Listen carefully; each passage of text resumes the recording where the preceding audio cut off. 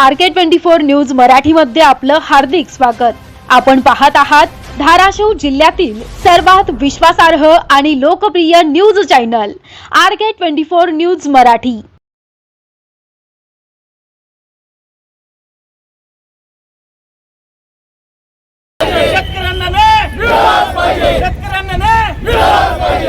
काँग्रेस पक्षाचा विजय असो, काँग्रेस पक्षाचा विजय असो। शेतकऱ्यांना अन्याय मिळालाच पाहिजे, शेतकऱ्यांना अन्याय मिळालाच पाहिजे,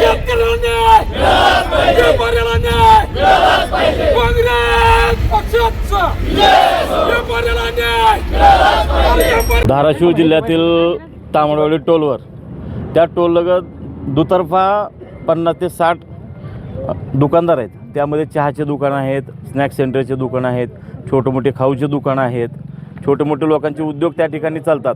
तुळजापूर हे राज्यातील सर्वात महत्त्वाचं तीर्थक्षेत्र आहे। तामलवाडी हे मराठवाड्याचं प्रवेशद्वार मानलं जातं। मोठ्या प्रमाणात भाविक याच भागातून तुळजाभवानीला जातात। या लोकांचा रोजीरोजगार त्यांच्या छोट्या मोठ्या व्यवसायावर चालतो आणि मध्यंतरी पालकमंत्री म्हणले की ते दुकानं हटवा। आमचं एवढंच म्हणणं आहे की तुम्हाला दुकानं हटवायचे तर संबंध राज्यातील टोलवरचे दुकानं हटवा। आणि दुकानं हटवायचा अधिकारच येत नाही, कारण की ते स्वतःसुद्धा ते जागेचे मालक आहेत ते, आणि ते काय रस्त्यावर बसलेले नाहीत, त्यांच्या रोजीरोटीसाठी बसलेले आहेत। ह्या सरकारनं 2 कोटी वर्षाला नोकऱ्या देतो म्हणून घोषणा केली होती केंद्र सरकारनं आणि राज्य सरकारनं। प्रत्यक्षात 1 लाख युवकांनाही रोजगार मिळाला नाही।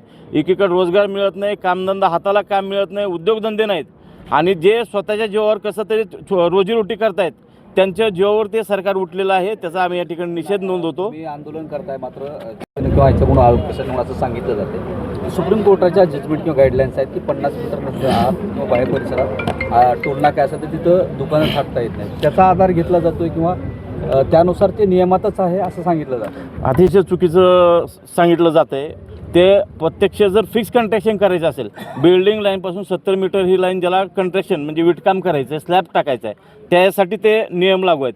ज्यांना तात्पुरतं शेड उभा करून धंदा करायचा आहे ते स्वतःच्या जागेत हायवेलगत धंदा करू शकतात, हा नियमच आहे। आणि आम्ही जे सांगतो ते तुम्ही पत्रकार म्हणून शहानिशाही करू शकता।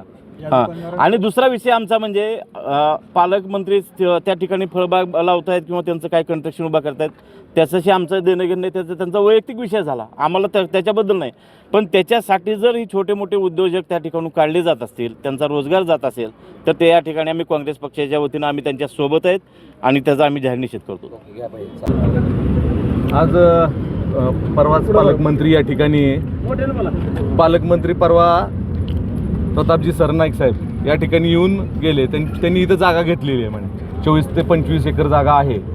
नक्कीच या ठिकाणी एक ते शेतकरी म्हणून ज्यावेळेस इथं आले की मी इथल्या गावचा नागरिक झालो आहे, रहिवासी झालो आहे म्हटले, आणि ह्याच नागरिकांवर इथं अन्याय व्हायला लागला आहे। मला वाटतं की आत्ताच हा नियम कसं काय आला। आज संबंध महाराष्ट्रामध्ये ते मंत्री आहेत, संबंध महाराष्ट्रातल्याच टोल नाक्यावरच्या सगळी परिस्थिती अशीच आहे ना। आज छोटे मोठे व्यापारी आहेत, तिथं दररोज 1000-2000 रुपये कमवतात। ते मालकसुद्धा इथलं 500 महिन्याकाठी 10-15 हजार रुपये कमवत असतील। परंतु जसे सरनाईक साहेब ह्या जमिनीचे मालक झालेले आहेत, तशाच पद्धतीने इथला शेतकरीसुद्धा हा मालक आहे।